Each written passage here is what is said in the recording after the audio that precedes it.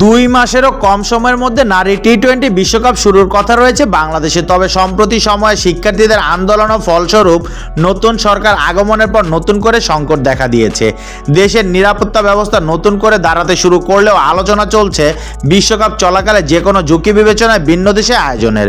এদিকে Bangladesh cricket board বিসিবিও কিছুটা সময় নিচ্ছে। আগেই খবর বেরিয়েছিল চলমান পরিস্থিতিতে বাংলাদেশের পরিবর্তে বিকল্প ভেন্যুতে বিশ্বকাপ আয়োজনের কথা ভাবছে বিশ্ব ক্রিকেটের নিয়ন্ত্রক সংস্থা আইসিসি। গতকাল বেশ কয়েকটি ভারতীয় গণমাধ্যমের প্রতিবেদনে সেই বিষয়টি আরও নিশ্চিত হয়ে বিসিসিআইয়ের সচিব জয় শাহর মন্তব্যে।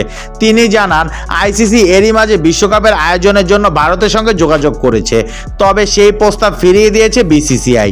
অক্টোবরে নারী টি-20 বিশ্বকাপ আয়োজনে রাজি নন তিনি। এবার ভারতীয় ক্রীড়াভিত্তিক ওয়েবসাইট ক্রিকবাজ আরেক প্রতিবেদনে বিকল্প আয়োজক হিসেবে সংযুক্ত আরব আমিরাতের কথা উল্লেখ করেছে। অর্থাৎ বাংলাদেশ থেকে মেগা টুর্নামেন্টটি সরে গেলে মধ্যপ্রাচ্যের দেশটিতে হবে মেয়েদের সংক্ষিপ্ত ফরম্যাটের সর্বোচ্চ আসর। আইসিসি চাচ্ছে দুবাই, আবুধাবিতে বিশ্বকাপ আসর সরিয়ে নিতে, তবে এজন্য বিসিবির পক্ষ থেকে কয়েকদিন সময় চাওয়া হয়েছে। বেশ কয়েকটি এজেন্ডা নিয়ে আগামী 20 আগস্ট ক্রিকেট বোর্ডগুলোর সঙ্গে অনলাইনে বৈঠকে বসবে আইসিসি।